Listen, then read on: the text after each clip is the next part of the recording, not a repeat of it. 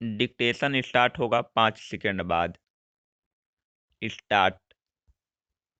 महोदया, मेरे माननीय मित्र श्री केजे अल्फोंस पर्यटन रैंकिंग आदि के बारे में बात कर रहे थे। मैं उन्हें कुछ अन्य रैंकिंग्स के बारे में याद दिलाना चाहूँगा। यूएनडीपी के मानव विकास सूचकांक में भारत 167 देशों में से 134वें स्थान पर है। ग्लोबल हंगर इंडेक्स में भारत 119 देशों में से 100वें स्थान पर है और हमारे यहाँ विश्व में शिशुओं की मृत्यु की संख्या सर्वाधिक है। हमारे देश में सबसे अधिक कुपोषित बच्चे हैं, लेकिन यह सरकार इन सभी रैंकिंग को लेकर चिंतित नहीं है।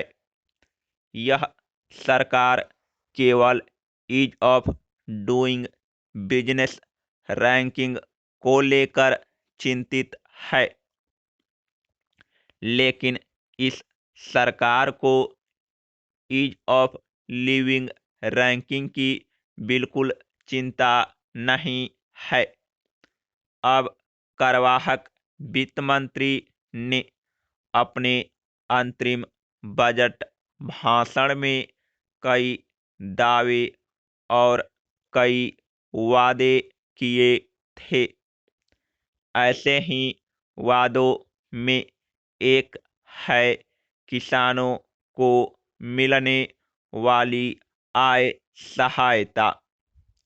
यह आय सहायता मात्र 6,000 रुपये प्रति वर्ष है और यह राशि मात्र 4 रुपये प्रति व्यक्ति प्रतिदिन है। किसानों के लिए यह बहुत सुनियोजित आय सहायता योजना की वास्तविकता है। मैं इस सभा को सूचित करना चाहूँगा कि केरल राज्य में कॉमरेड पिनाराई विजयन के नेतृत्व वाली वाम लोकतांत्रिक मोर्चा सरकार द्वारा सबसे बड़ी आय सहायता योजना चलाई जा रही है। मैं यह सूचित करना चाहूँगा कि केरल में 144 लाख व्यक्तियों को पेंशन के रूप में 14,400 रुपये की आय सहायता दी जा रही है। अतः इस प्रकार आय सहायता के रूप में 44 लाख व्यक्तियों को वार्षिक रूप से पेंशन के रूप में 14,400 रुपये प्राप्त हो रहे हैं। लेकिन किसानों के इस मामूली आय सहायता को केवल आत्मघाती भत्ता कहा जा सकता है। यह आय सहायता नहीं है। जब हम किसानों की बात कर रहे हैं तो मंत्री जी प्रधानमंत्री फसल बीमा योजना के बारे में दावा कर रहे थे।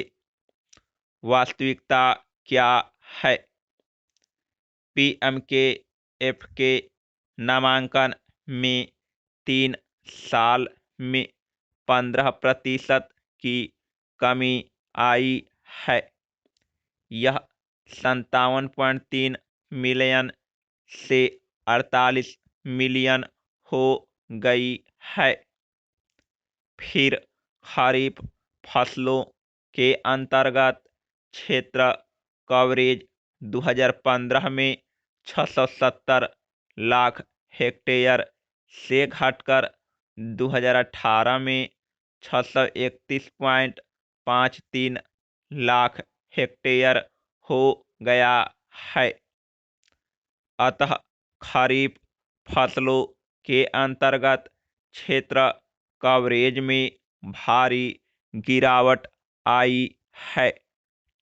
पुनः जब हम न्यूनतम समर्थन मूल्य की बात करते हैं तो भाजपा द्वारा 2014 के चुनाव में यह वायदा किया था कि वे 50% से अधिक उत्पादन लागत एमएसपी के रूप में देंगे,